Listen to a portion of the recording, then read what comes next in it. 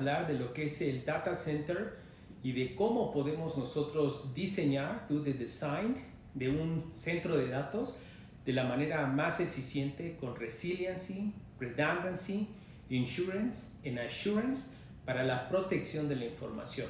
Bueno, los centros de data, que se les conoce como data centers, están diseñados para almacenar y procesar grandes volúmenes de data. Cuando nosotros diseñamos un data center, hay varias cosas que tenemos que tener en consideración. Por ejemplo, la zona geográfica en donde va a estar ubicado ese centro de datos. Número 2, tenemos también que tomar en consideración si ese centro de datos va a tener otro centro de datos para hacer réplicas en tiempo real o cada 12 horas o cada 3 horas o cada 4 horas.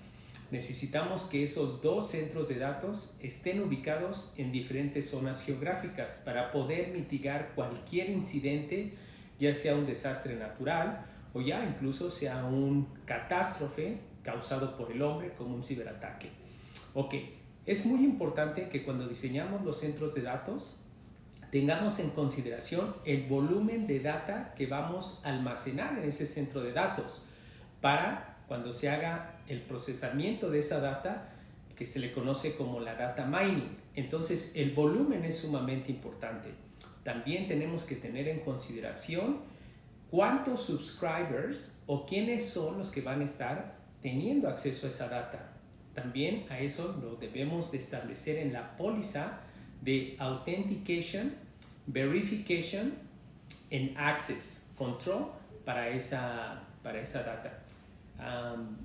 Otro aspecto que también tenemos que tomar en cuenta, aparte de la Authorization and Authentication de los usuarios que van a entrar al centro de datos, a extraer datos, a procesar datos o a crear queries en las bases de datos, también tenemos que tomar en cuenta el aspecto de power, de electricidad. Debemos de tener y garantizar que vamos a tener 3 días independiente mínimo de abastecimiento eléctrico.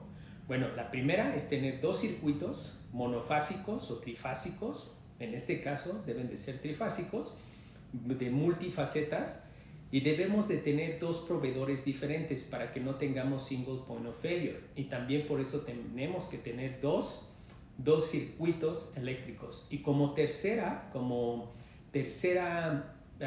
parte de resiliencia o redundancy, vamos a tener generadores eléctricos de diésel que produzcan electricidad, ya sea por 2, por 4, por 6 o por 9 horas, etc.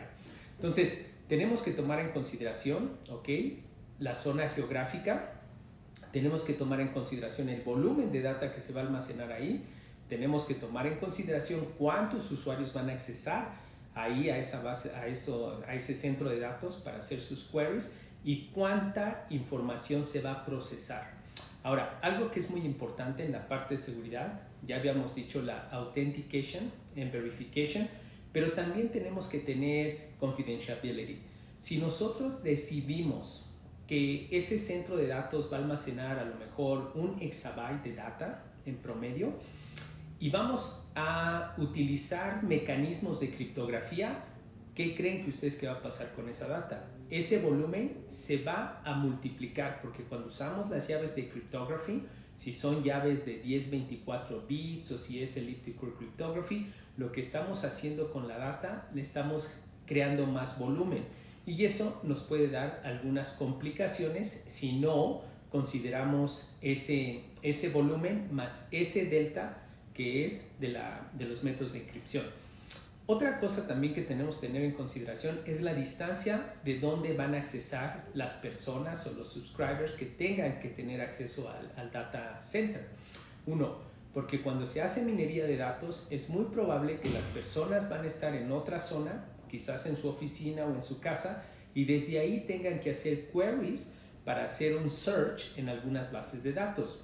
Hay veces que las aplicaciones, como son SAS o como es SQL o otras bases de datos, tienen un límite de ping o de time to lead.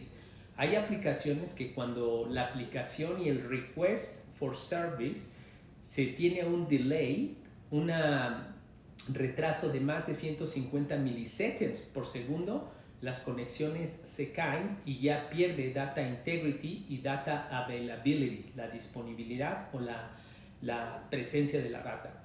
Por eso hay que tener muy consciente y tener en consideración si ese centro de datos va a almacenar y va a procesar información, si va a tener medidas de criptografía, si ya el power, el abastecimiento eléctrico ya está también considerado.